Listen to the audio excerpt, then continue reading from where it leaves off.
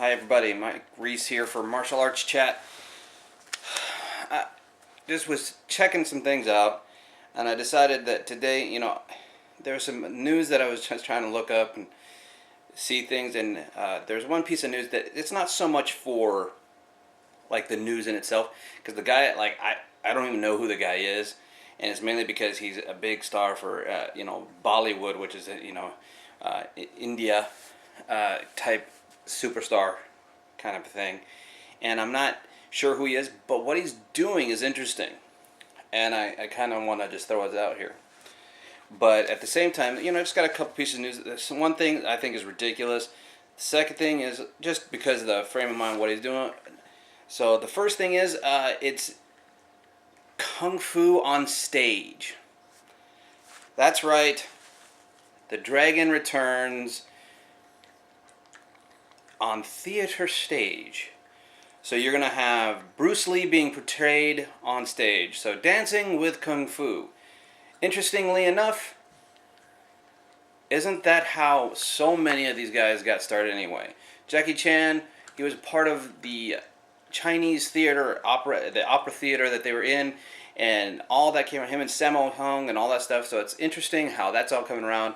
But I think really, okay, I'm not, and here's my thing. I like Bruce Lee. I like what he's done.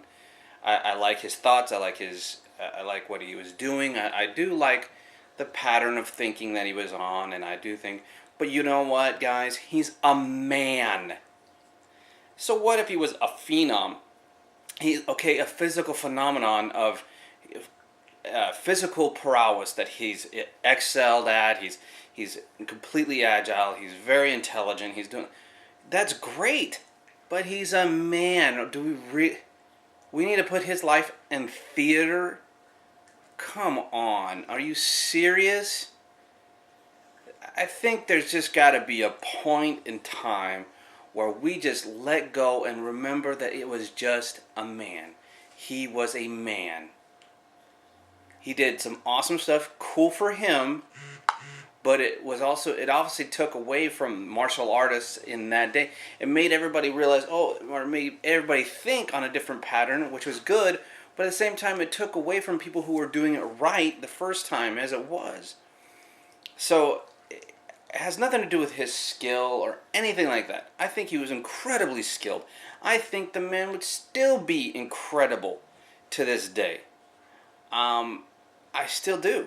I think we just give too much credit to some man in what he's done and the films that he's done. I mean, let's face facts. I mean, I've watched his films. I've enjoyed some of his films, but some of his films are just simply just the same Hong Kong Phooey crap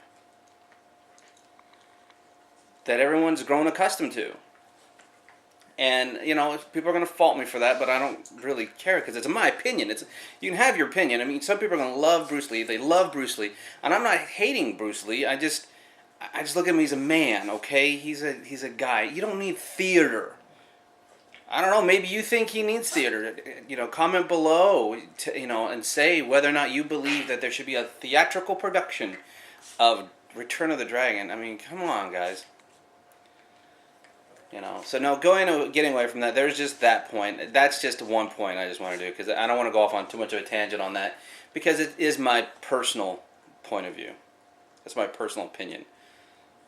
And like I said, even for Bruce Lee, his writings, the Dao Jeet Kune Do, and all of the Bruce Lee fighting all the fighting methods that he came out with, along with that before they compiled them in one book. Plus any type of written and video structures that I've seen from Ted Wong, Richie Puciello,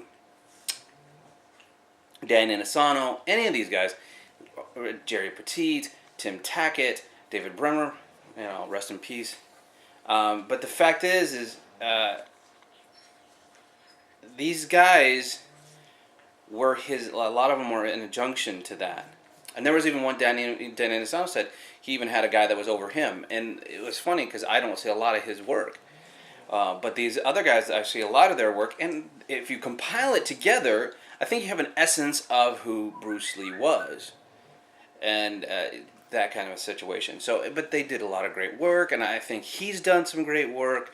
I think he'd still be moving his system. His system would constantly be in a state of influx of changing and this, that, and changing into this. And the reason why I believe that is because I don't think he had that mentality of be like water. And even though it's always interpreted wrong because he was saying that on an interview that he did for a show called Long Street. But anyway, be like water is still a philosophy that he did have. And being like water, for him, was flowing constantly. Water wasn't a pool, a stagnant pool that sat there. So he would always be moving. He would always be changing. So who knows what his art would have been like now. There might be some really correct interpretations of how he would have changed up some things here and there. Okay, and no, don't get me, and let's face facts.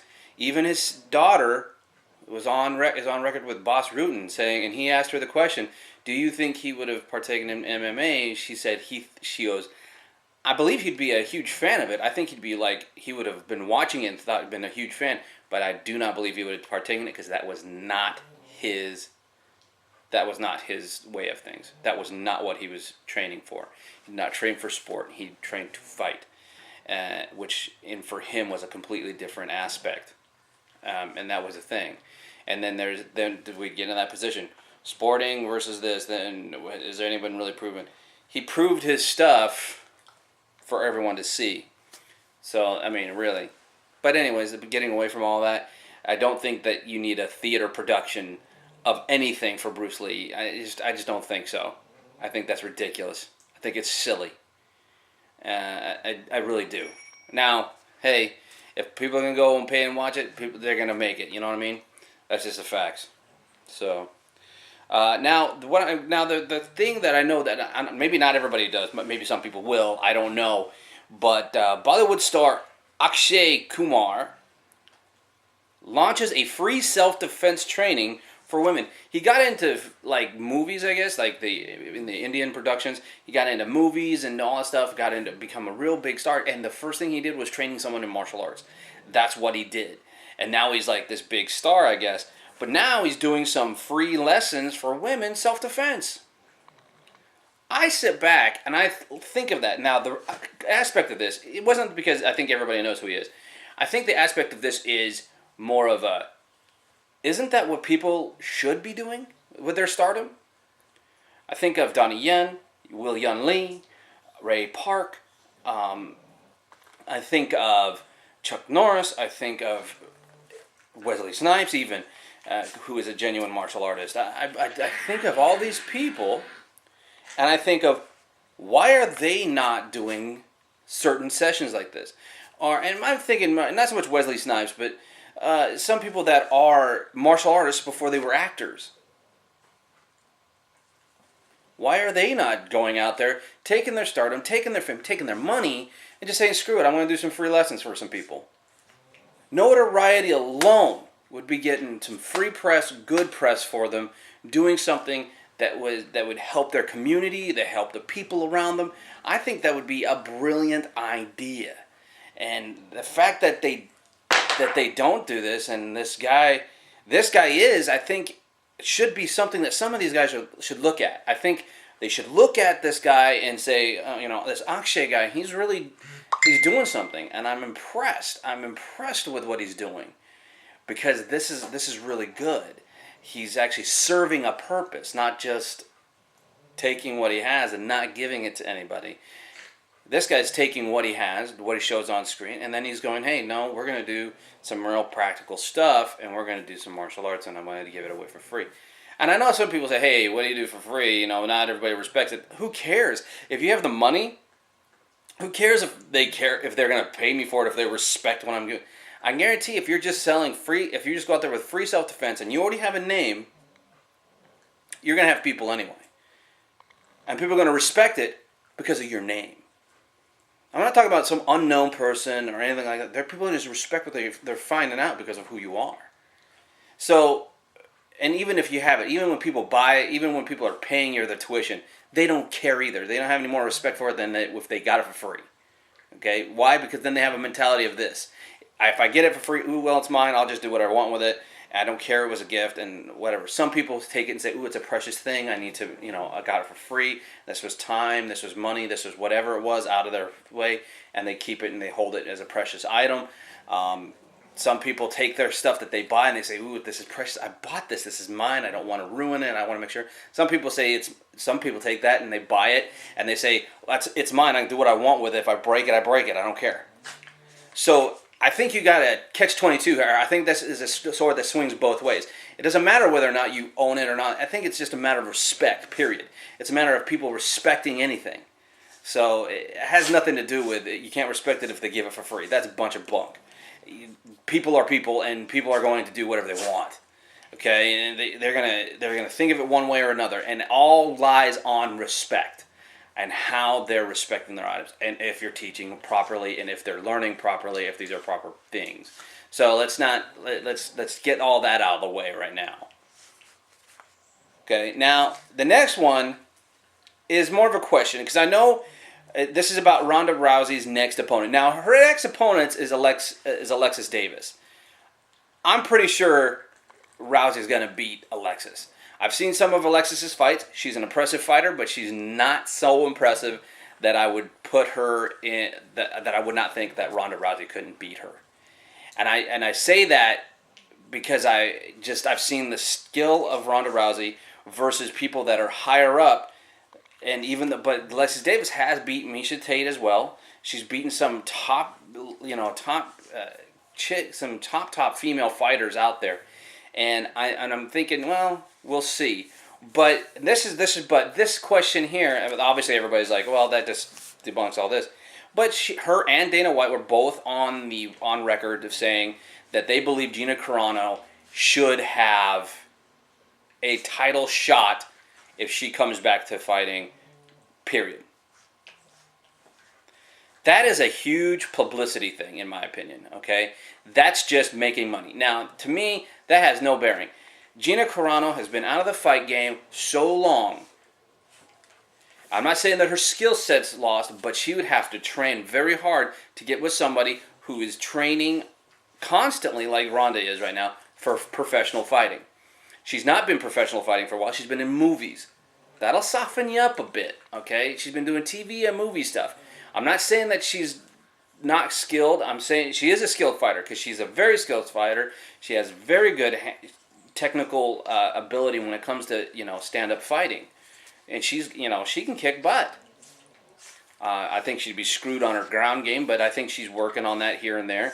But I think Ronda would still take her in that aspect. And I do not believe, now this might be controversy to some people, but I do not believe Gina Carrano deserves a title shot right away.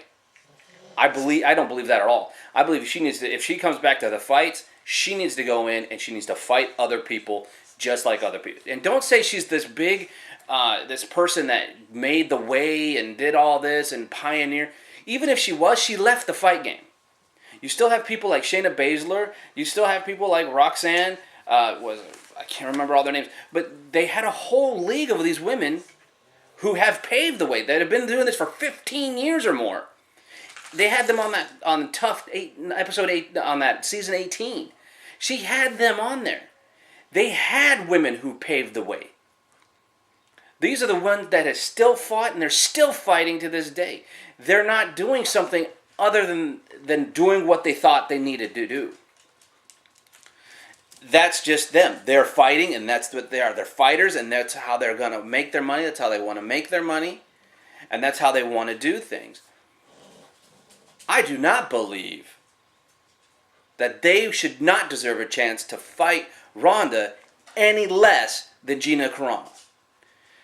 Kat Gazzano has yet to step in the ring for her title shot against Ronda Rousey. Don't know what that's all about. I mean, Alexis Davis getting in there, Sarah McMahon getting in there, and no Kat Zingano.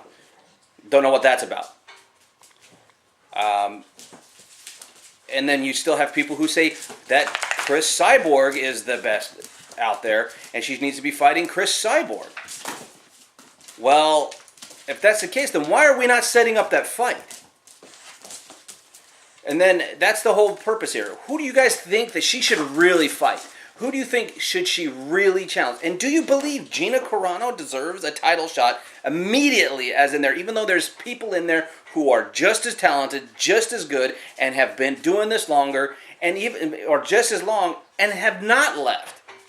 So you guys answer that question for me, and that begs the difference. So there it is. Do you believe that Bruce Lee deserves a theatrical thing? Do they need a big theater presentation for Dragon Returns?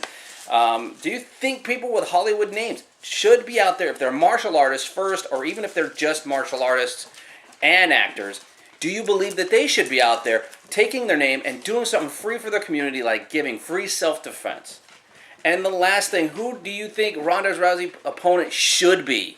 I mean, who should she really bet? I mean, they're kind of giving some lackluster opponents for someone that's in her bracket. I think for the fact of who she is and the people that she's already beaten. And I think that, do you believe that Gina Carrano deserves a title shot right when she comes back in? I do not believe that, and that's just because I believe there's other people who should get in line for that, and because they've never left. Okay? To me, what is right is right. That's just my opinion. So you guys leave your opinions down below. You guys leave your comments. I will read them. So you guys just put it down there. I'll either thumb you up, or I'll thumb you down, or I'll even say, hey, what's up? And maybe we'll have a discussion. So do you guys just do that? Follow me on Twitter at TFS Michael Reese, and continue to follow this. I'll have links below that you can continue to follow me at. Let's continue to talk about martial arts, and let's continue to be honest. Late.